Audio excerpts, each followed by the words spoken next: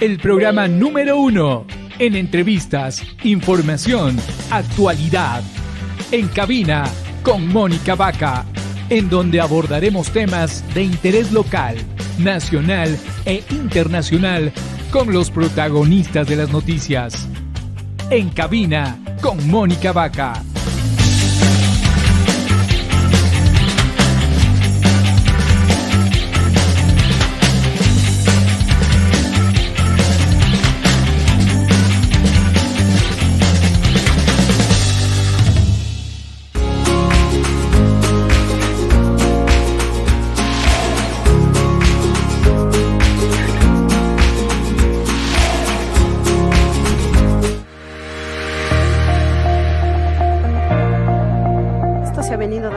Muchísimos años. Yo tengo ya 45 años y son desde siempre que hemos tenido este problema de lo del agua. Le envío todo el positivismo de parte de acá de Aloguro a la señora alcaldesa para que esto no sea un sueño, sino que sea un sueño hecho realidad. Trabajamos junto a ti.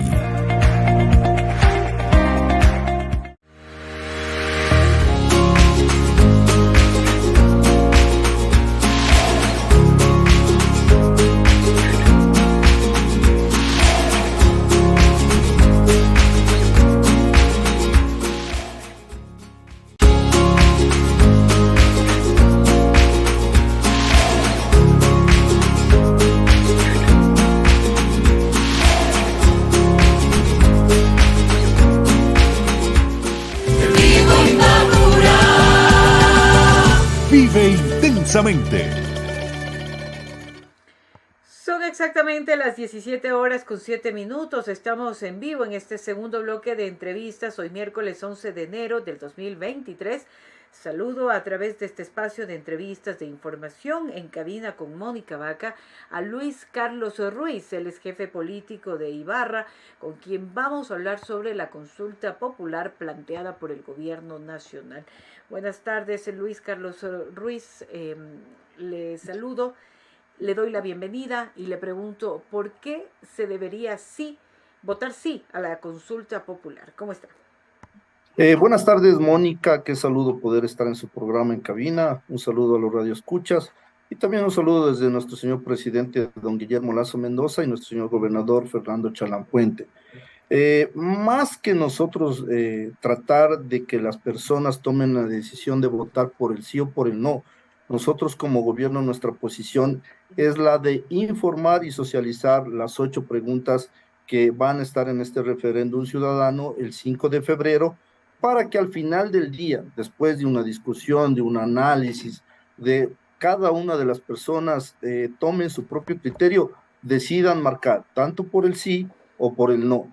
Nosotros lo que estamos haciendo es ese rol dentro del gobierno, pero lo que sí es, vuelvo y repito, nuestro papel es claro sobre difundir cada una de las preguntas, y que estas preguntas, sobre todo, Mónica, y que conozca la ciudadanía, están relacionadas para resolver 3 problemas que tenemos dentro del país: seguridad, institucionalidad y el medio ambiente.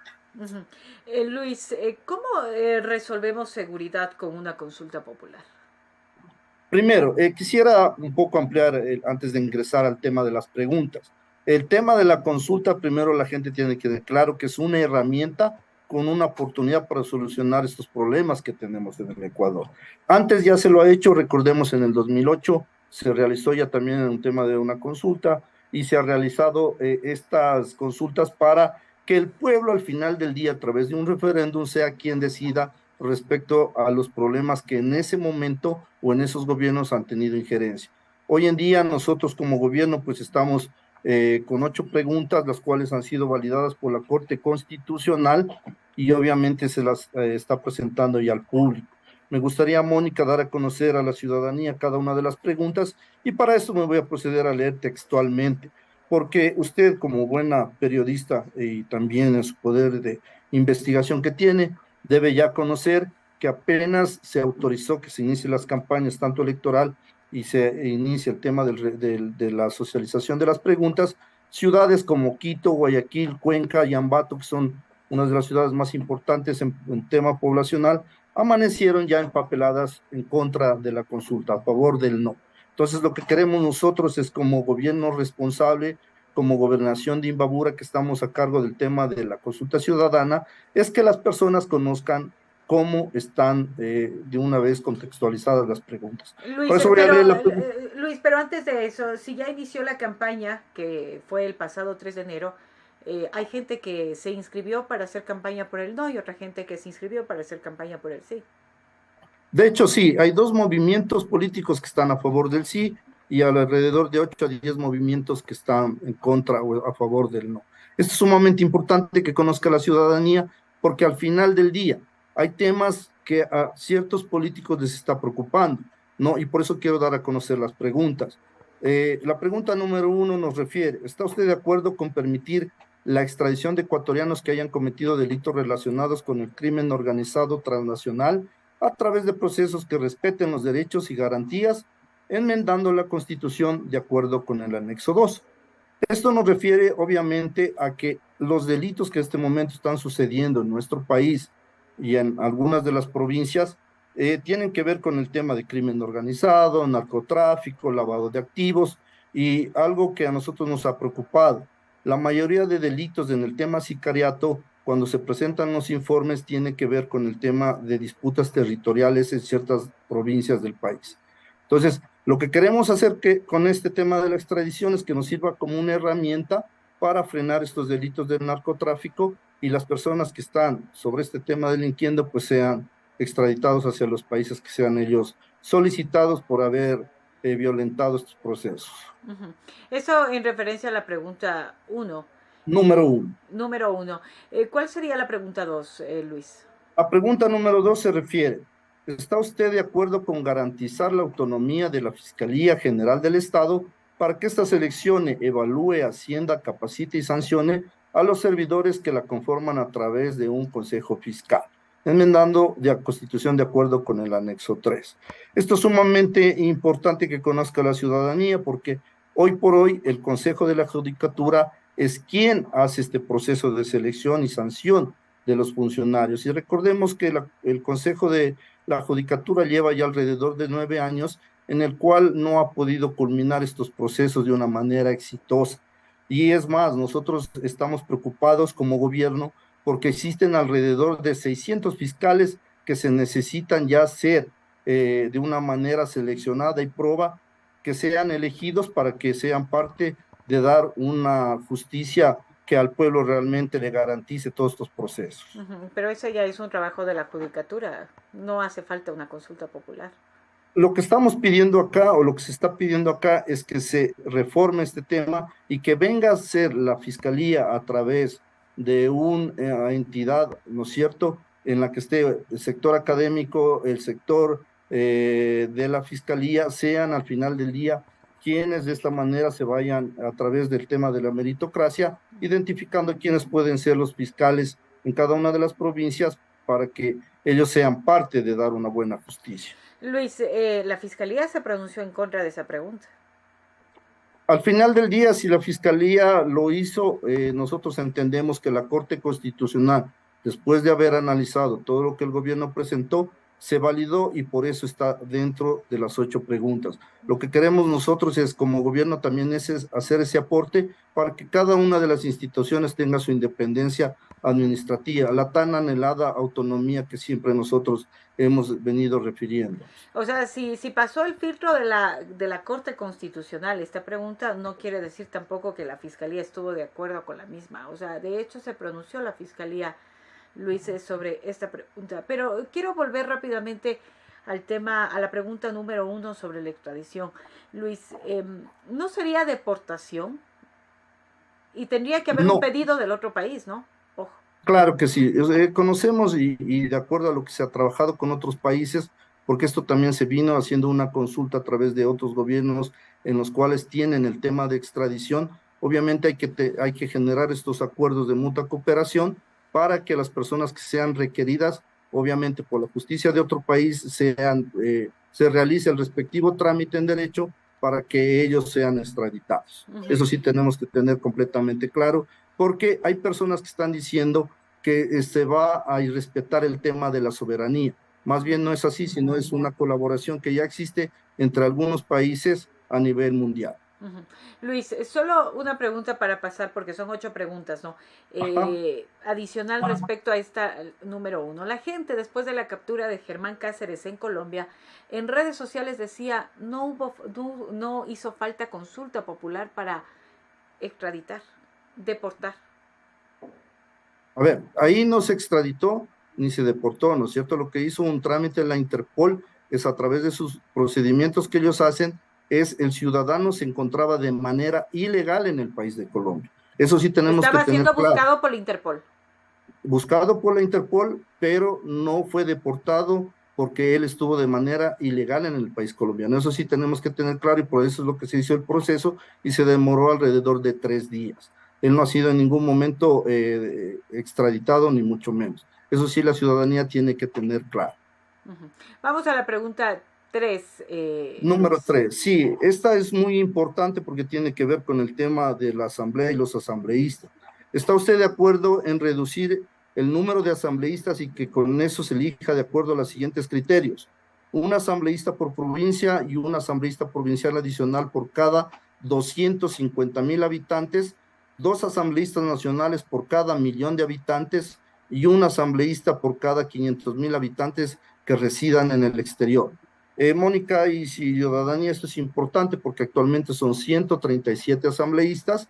Recordemos que en el año que pasó tuvimos ya un censo para actualizar la población y de acuerdo a lo que se estima en el censo, este número de asambleístas tenía que subir alrededor de 154, 156 asambleístas.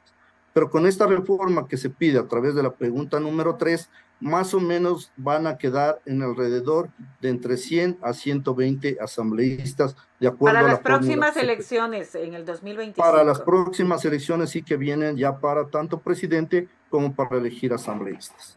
Luis, a Imbabura, ¿cuántos asambleístas se les bajaría de aprobarse esta pregunta? Hoy recordemos que son 4 asambleístas por elección popular y si analizamos que dice un asambleísta por provincia y un asambleísta provincial adicional por cada 250,000 habitantes, estaríamos hablando de que de 4 se van a bajar a 2 asambleístas. ¿Eso no le restaría representatividad, Luis? ¿Usted sabe cuáles quedarían fuera? Más que representatividad, mi estimada Mónica y ciudadanía, lo que se quiere es que al final del día haya más bien el compromiso de quienes participan como candidatos a la asamblea y tengan ese compromiso de prepararse, de tener conocimiento y sobre todo el momento de que ya son parte de la asamblea, generen propuestas en el beneficio de la ciudadanía. Sabemos que a través de las leyes podemos mejorar mucho el tema de la calidad de vida, el tema de seguridad, el tema de solucionar muchos problemas que nos atañen en el país. Hoy por hoy la credibilidad que tiene la asamblea es muy baja. Y es más, nosotros hemos hecho ya ciertas mediciones y la pregunta número 3 está con aprobación de alrededor del 83% de la ciudadanía para que esto sea a favor. Entonces quiere decir que mucha ciudadanía, está de acuerdo. La mayoría de la ciudadanía está en contra del accionar de la Asamblea Nacional. Sí. Tiene un rechazo de más del 85%, un rechazo similar al que tiene el presidente de la República, Luis. Eso es interesante también analizar, ¿no es cierto? El rechazo que se ha generado hacia el señor presidente, obviamente quizás viene por mucha percepción de mucha gente y también por la realidad del país que tenemos, la realidad en el tema de seguridad, en el tema político, en el tema económico, que de a poco estamos solucionando.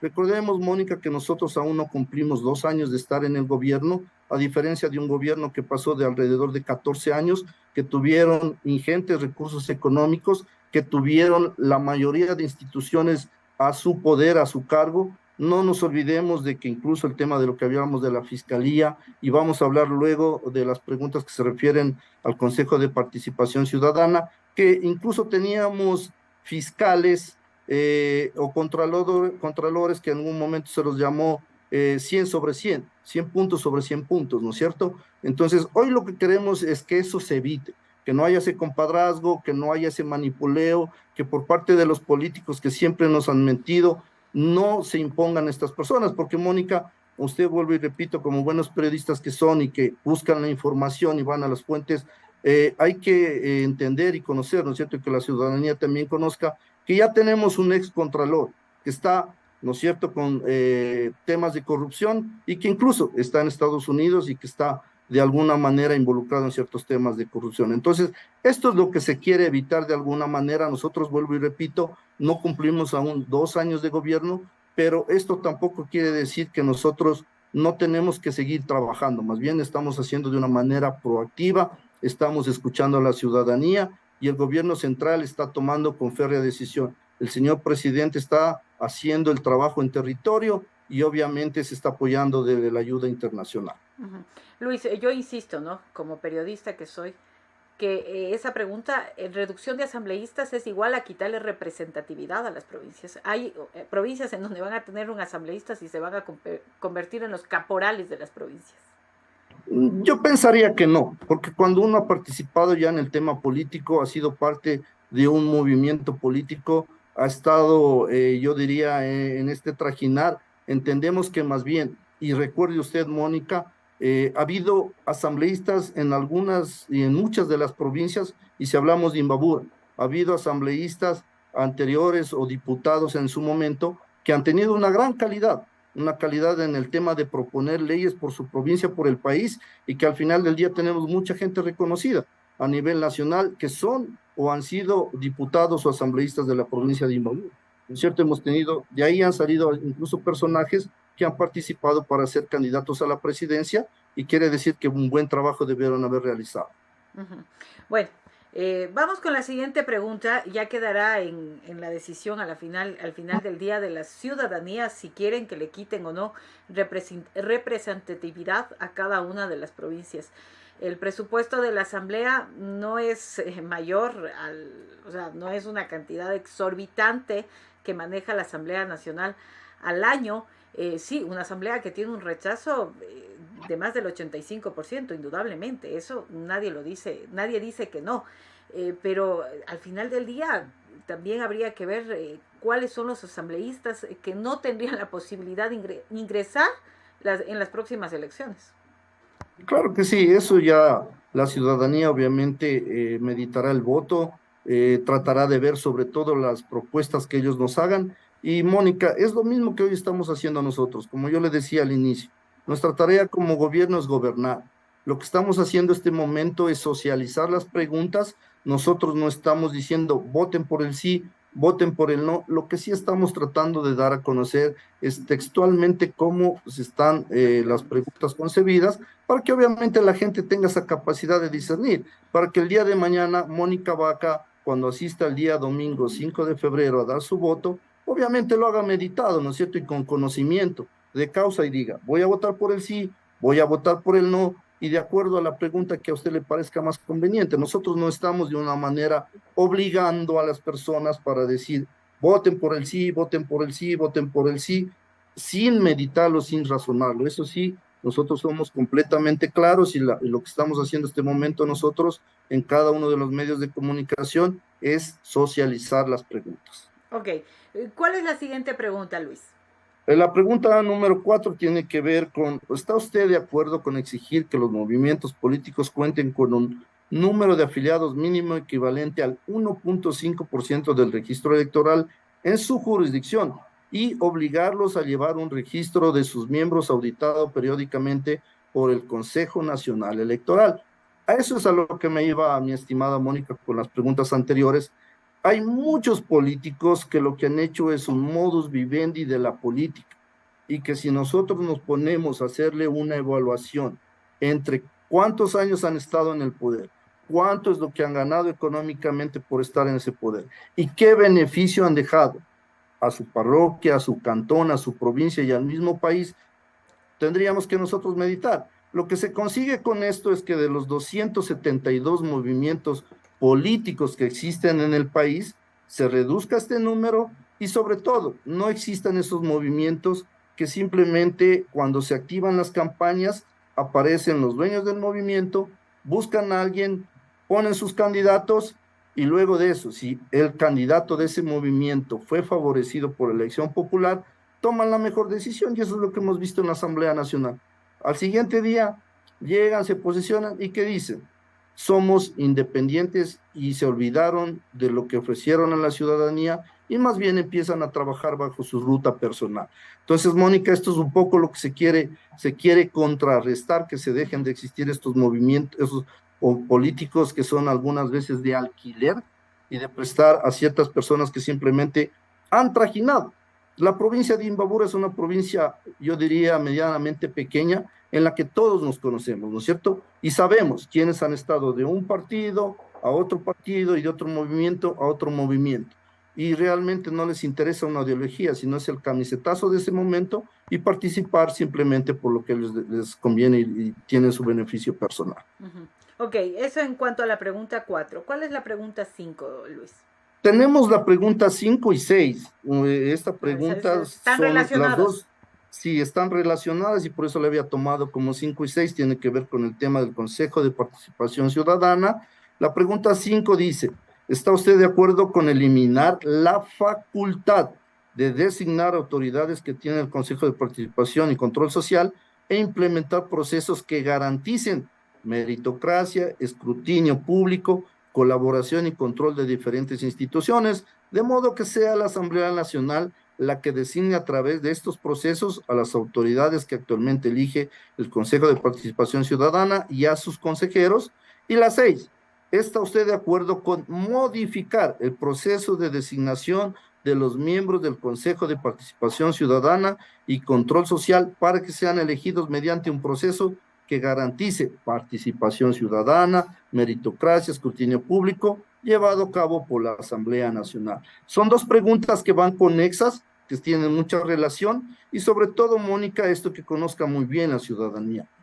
No sé si es tan factible que un grupo de personas que están en este momento en el Consejo de Participación Ciudadana tienen la capacidad de nominar alrededor de 77 autoridades de las más importantes instituciones del Estado, y que sea solamente un grupo, tal como lo hace. Y también, Mónica, aquí vale recalcar algo para que conozca la ciudadanía y que no se olvide. También hemos tenido serios problemas en el Consejo de Participación Social actual, ¿no es cierto? No han podido nombrar muchas autoridades, hemos visto cómo entre ellos existen discrepancias. El día de mañana tienen un presidente, después se pelean, tienen otro presidente, no se ponen de acuerdo y al final del día la ciudadanía no puede tener estas autoridades que son necesarias para que obviamente el país marche en bien. Entonces sí es necesario que haya estos cambios en el tema del Consejo de Participación Ciudadana. En ningún momento, porque eso se ha estado tergiversando, mi querida Mónica, diciendo que se va a eliminar el Consejo de Participación. Claramente, no se está eliminando el Consejo de Participación Ciudadana, sino se está eliminando la facultad que ellos tienen para designar autoridades y obviamente el proceso de designación de los mismos miembros del Consejo de Participación Ciudadana. Bueno, eliminar no se podría porque necesitan una asamblea constituyente. No se puede eliminar este Consejo de Participación Ciudadana. Luis, en estas dos preguntas, regresar a la Asamblea Nacional a designación de autoridades en una Asamblea Nacional tan atomizada, pero adicional a eso hay que leer la letra pequeña, ¿no? O sea, yo lo sé, hay que leer la letra pequeña. Las actuales autoridades de control, que ya de hecho están prorrogadas en sus funciones, quedarían prorrogadas un tiempo más. Eso hasta que haya la nueva designación de autoridades, ¿no es cierto? Y se dé el tema de elecciones, de tema de asambleístas. Lo interesante de aquí y lo que se propone dentro de la nueva designación es que se va a crear una comisión técnica que está conformada por la ciudadanía, los entes académicos y además los miembros de cada una de las funciones que tienen que ver con estas instituciones. ¿Qué queremos hacer con eso? ¿Qué se pretende hacer? Es garantizar realmente que las personas que van a ser nominadas de estas 77 instituciones sean probas, se les tome en cuenta el tema de su meritocracia y sobre todo la preparación que han tenido durante su vida profesional. A ver, pero ahí quedaría que la terna sería enviada, en un caso de aprobarse estas dos preguntas, sería enviada por el Ejecutivo, o sea, por el Gobierno Nacional a la Asamblea. La Asamblea no se pone de acuerdo. A la Asamblea Nacional. Exacto, a la Asamblea Nacional. No se pone de acuerdo para la designación de autoridades en un plazo y regresa al Ejecutivo y sería finalmente él quien designe la autoridad de control.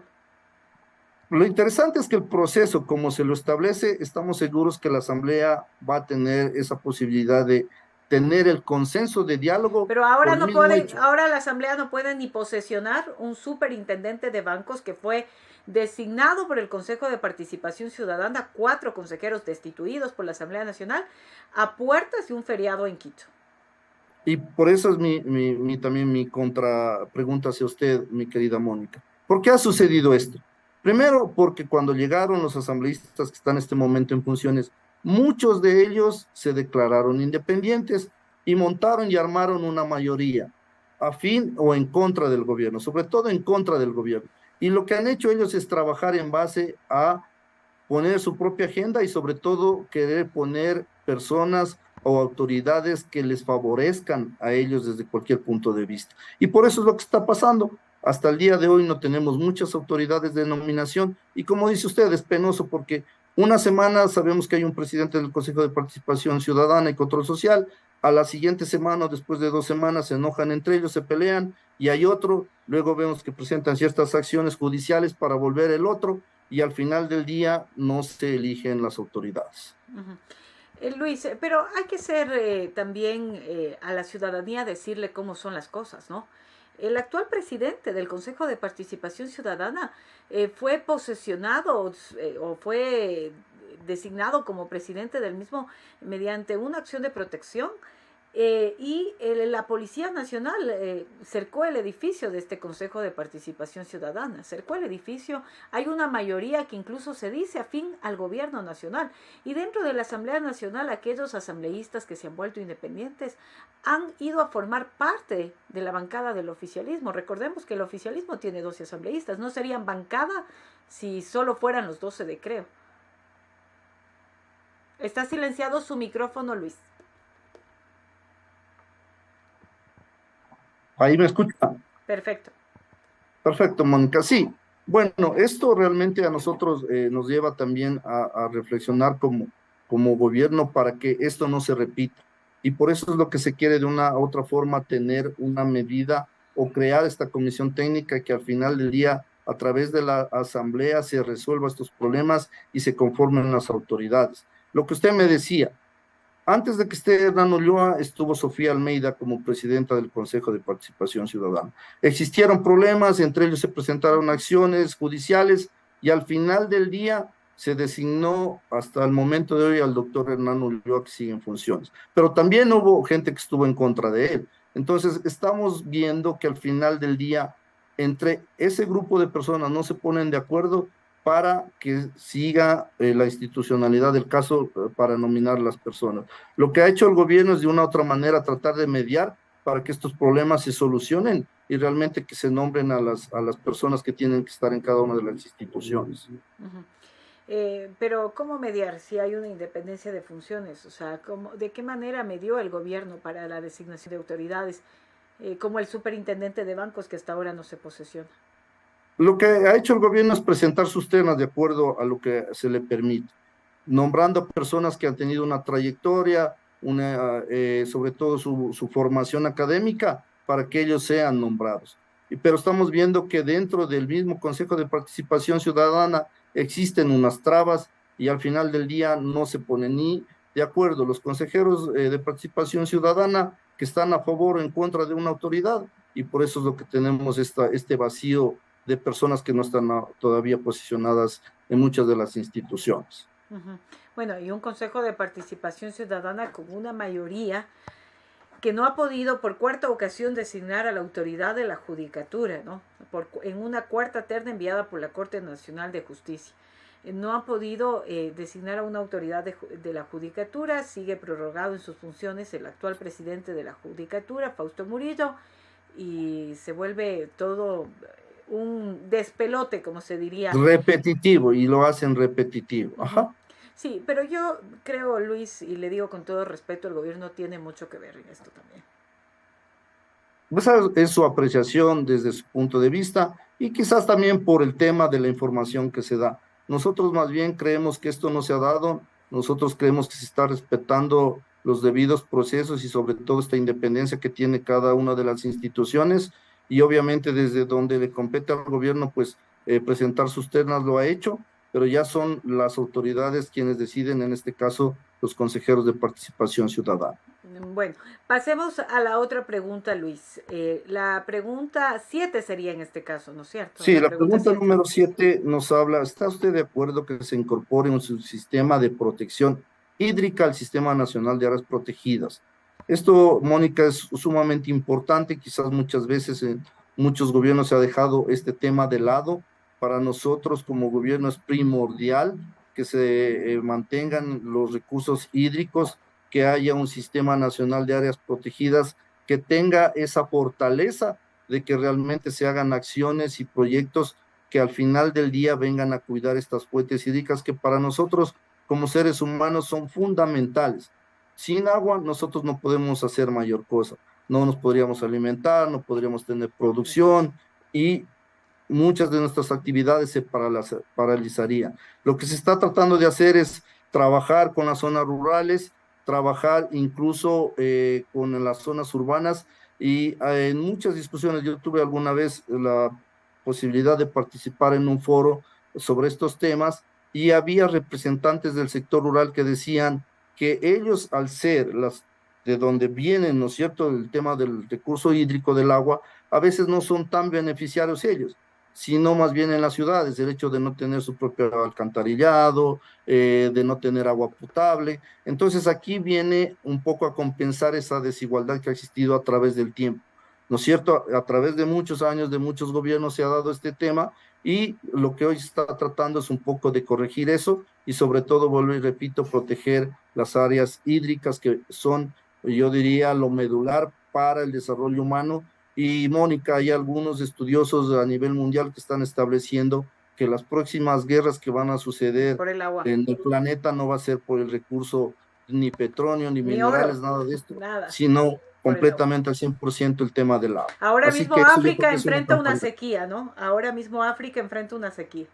Y estamos viendo que ciudades de Europa, de otros continentes, también están presentando, y sobre todo el cambio climático que está sucediendo. Mónica, tenemos la ventaja de vivir en esta hermosa ciudad de Ibarra, y estamos viendo lo que sucede en Ibarra, los cambios climáticos que tenemos. Un momento llueve, otro momento hace sol.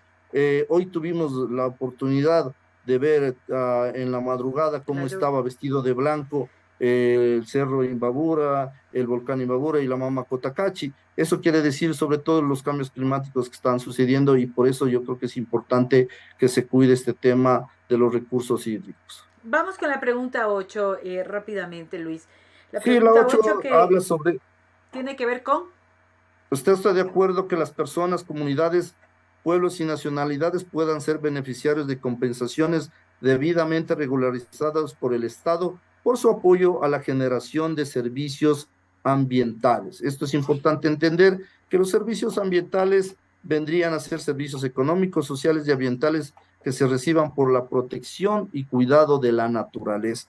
Esto también tiene que ver con la otra, ¿no es cierto?, el cuidado de los recursos hídricos. Lo que nosotros entendemos y conocemos es que para que se cuide el recurso hídrico no solamente es la fuente de agua, sino es todo el conjunto, todo el ecosistema que le cuida, ¿no es cierto? Cuidar los bosques, cuidar los pajonales, que al final del día son donde de una u otra manera son las esponjitas del agua, y ellos luego son los que nos benefician a nosotros. Entonces, estas dos preguntas también vienen unidas, y la importancia que tiene. Vuelvo y repito, las próximas guerras, como usted mismo nos había dicho, no van a ser dadas por otra cosa que no sea la disputa del agua. Luis, para finalizar, después de haber escuchado las 8 preguntas, ¿cómo la ciudadanía, o sea, ustedes están informando a través de estos espacios, sí, pero existe y hace falta más información para la ciudadanía? ¿Cómo lo están haciendo? De hecho, nosotros como Gobernación de Imbabura estamos tomando ciertas acciones en territorio. En estos días ya hemos capacitado a los jefes políticos, a los tenientes políticos. Ellos van a coordinar acciones de socializar las preguntas a la ciudadanía en cada uno de sus territorios. Vuelvo y repito lo que estamos haciendo hoy, no a favor ni en contra. Lo que estamos tratando es que la gente tenga esta herramienta del conocimiento, de que sepa exactamente lo que dice cada una de las preguntas y cuál es la finalidad que tiene. Y ya las personas el 5 de febrero tomarán la decisión. necesito más seguridad, necesito cuidar el medio ambiente, necesito que se respeten mis derechos, necesito que se reduzcan los asambleístas, que haya mejor calidad en los asambleístas, voy y marcaré por el sí. Ujú. Creo que no necesito eso, marcaré por el no. Pero realmente creo que aquí toda la ciudadanía está apostándole de manera positiva a este referéndum, porque las mediciones de cada una de las preguntas eso nos dice, pero nosotros, vuelvo y repito, como gobierno gobernamos, pero este momento estamos socializando para que la ciudadanía conozca de manera correcta la información de cada una de las preguntas. Bueno, y más información, ¿dónde la puede encontrar la ciudadanía? De hecho, existe en algunas de las páginas web. Nosotros estamos también armando y ya saliendo en territorio para dar a conocer a las personas, a los ciudadanos, que ellos lean completamente la información, conozcan, se están visitando ciertos lugares donde se frecuenta mucha gente, se van a hacer visitas en situ, que esto es lo interesante. Nosotros recordemos que esta campaña política es un poco sui generis por el tema de Las lo corto elecciones. que tienen, de los días que tienen, Ujú. y al mismo paralelo es el tema de la difusión del referéndum, de las 8 preguntas. Así que estamos un poco trabajando, yo diría, a más del 100%, estamos a fondo, Atareados. estamos un poquito acelerados, pero al final del día creemos y estamos seguros que con todas estas acciones que se están haciendo, la ciudadanía va a tener el conocimiento pleno y pues el día domingo 5 de febrero estamos seguros que van a tomar su mejor decisión. Y solamente como un mensaje, Mónica, al hacer estos cambios no solo gano yo, no solo gana usted, sino va a ganar todos y va a ganar el país y cada uno de los ciudadanos, que es al final la finalidad que tenemos, mejorar las condiciones de cada uno de los habitantes del Ecuador. Listo, Luis Carlos Ruiz, jefe político de Ibarra. Hemos hablado de la consulta popular. Nos vemos el viernes en XFM. También tenemos una entrevista. Con mucho gusto, Mónica, estaremos presentes ahí y agradecer nuevamente el espacio que nos han dado y que la ciudadanía, si tiene alguna duda, se acerque a la gobernación de Imbabura. Nosotros estamos prestos a entregarles la información sobre el referéndum ciudadano. Y vuelvo y repito, nuestra tarea es socializar, que la gente conozca y de esa manera tome la mejor decisión. Gracias, Luis. Una buena tarde. Un abrazo. Muchas gracias. Con todo gusto. Luis Carlos Ruiz, jefe político de Ibarra, esta tarde en cabina con Mónica Vaca.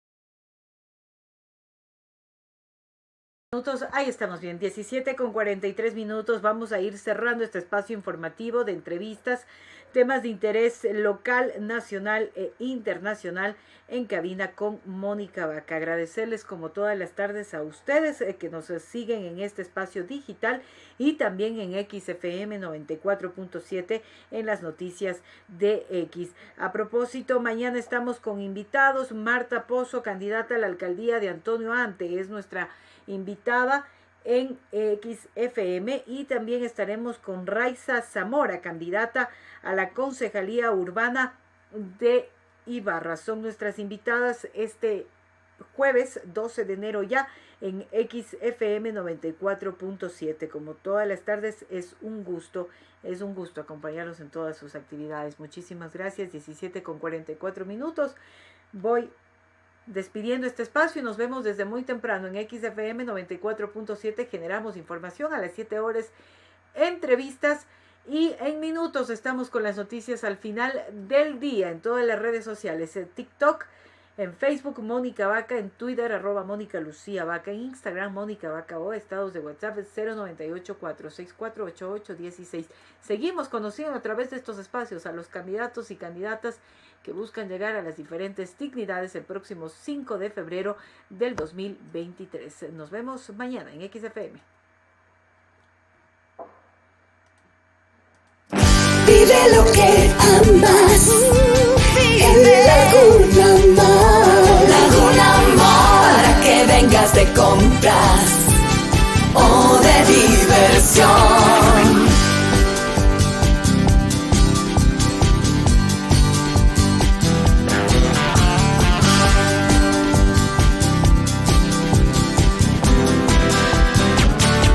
Disfruta lo que amas. Laguna Mall.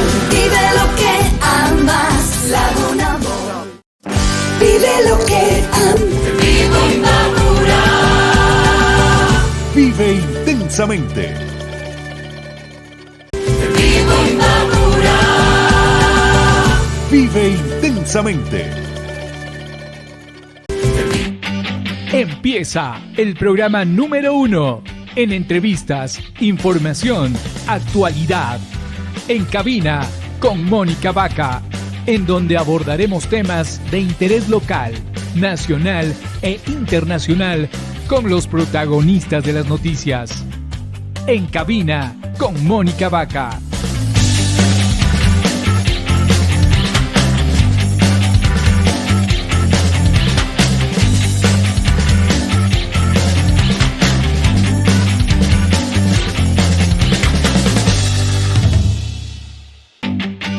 Empieza el programa número 1 en entrevistas, información, actualidad. En cabina con Mónica Vaca, en donde abordaremos temas de interés local, nacional e internacional con los protagonistas de las noticias. En